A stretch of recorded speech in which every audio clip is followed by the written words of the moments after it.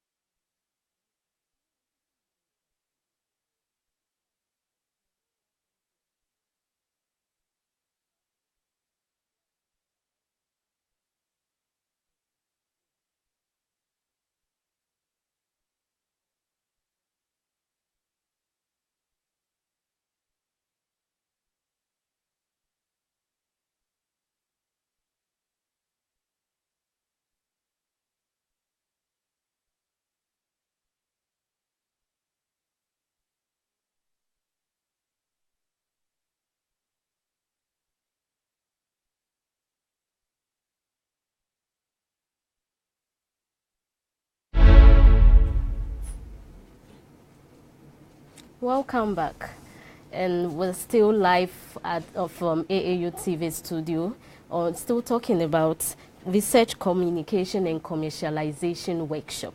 And with me in the studio, as I said earlier on, is Mrs. Felicia Kuagbedzi. She is the officer in charge of communication at the AAU here in Ghana. Welcome back. Okay, thank you. In your submission, you made mention of it being a project, a workshop. Can you tell us what informed AAU in general to start up this project? Okay, this will be the maiden workshop we'll be organizing. And then if we are to look at what actually informed it, AAU has over the years, of course, we regularly interact with our members who tell us about the challenges they are facing in their institutions.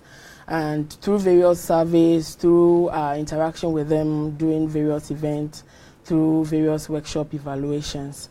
And then AAU, also through our regular interactions with them, through our site visits, and we get to notice some things in our institutions. For instance, you go to a university and you see piles of books, piles of publications which are stocked in the library.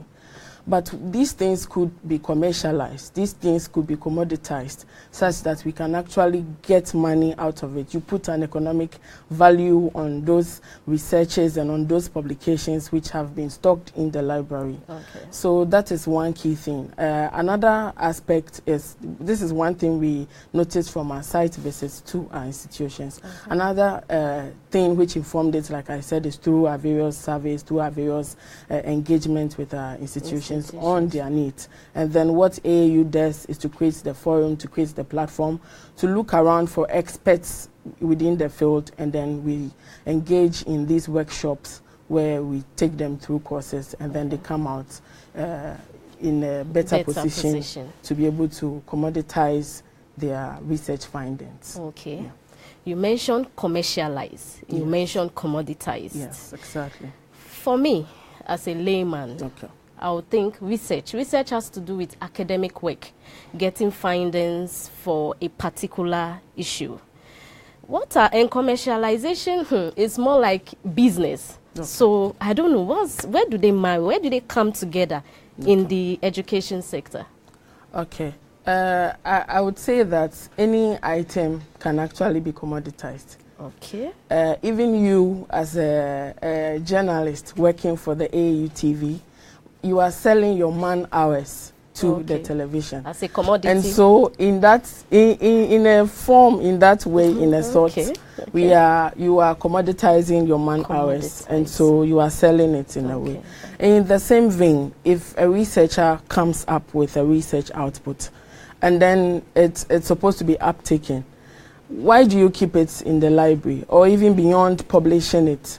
Most of which sometimes are not even in high impact journals anyway. Sure.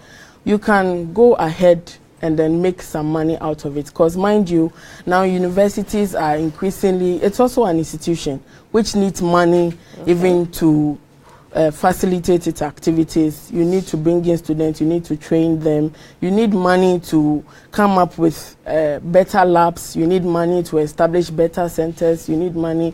So now we are told that increasingly they are moving from publish or perish to innovate or perish, which means all institutions are being encouraged to be innovative, to be enterprising, to be able to generate money to fund the institutions' activities. Because mind you, governments, as we know, keep cutting their resources. So institutions should be able to generate money to fund some of its activities. But to me, that would in a way divert the initial purpose of an education sector or an institution from impacting knowledge into more like commercializing.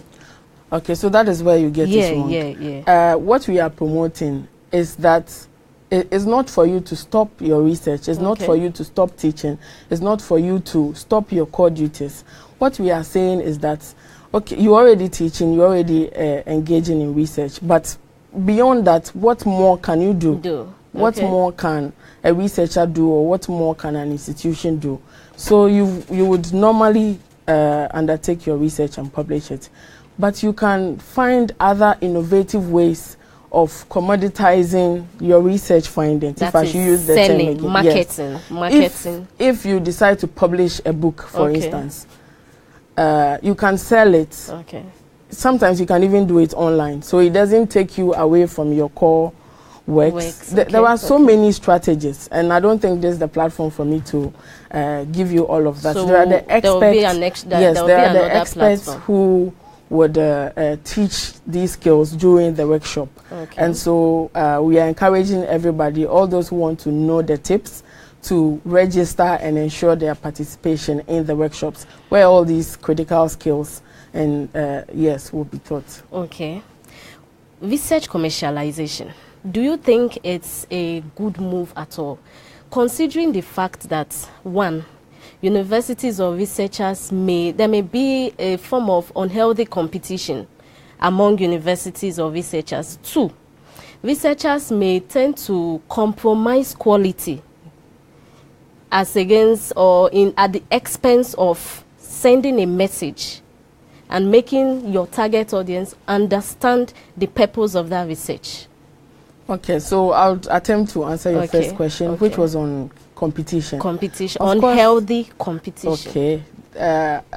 Competition is very much welcomed in any field. And then I think during the Industrial Revolution, industrialization and all of that caused the various sectors of the economy sort of brought in some competition. And higher education is not exempted. Higher education doesn't exist in isolation. It exists in a community. And once industrialization came in, it affected all other industries. So there are various ways within which this, instead of looking at it as a bad thing, I think you are better off looking at it from a positive angle and trying to take advantage of it. You can compete and then try to stay on top of the competition by knowing the critical skills and also by tapping into what is good. So competition is not necessarily bad. I think it's a good thing, it's based on how you view it and based on the skills available to tackle We'll come back to my second thoughts why I feel commercialization isn't necessary. But we'll go for a break. Sure. Please, we've been on AAU Talk, and you've been listening to the conversation between myself and Felicia Kuagbedzi on research, communication and commercialization. Please don't go anywhere. We'll be back.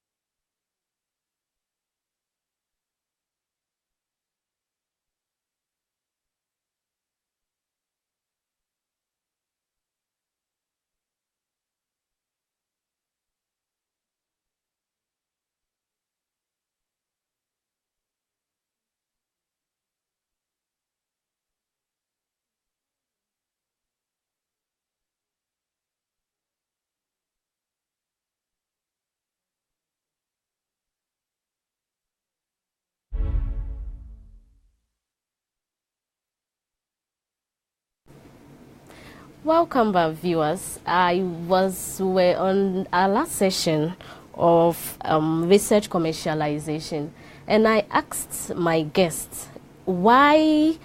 To me, I feel research shouldn't be commercialized because there tends to be compromise. Researchers tend to compromise their quality at the expense of sending a message. So, Madam Felicia, can you please address that? Okay. I think you are, first of all, not getting something right. Okay.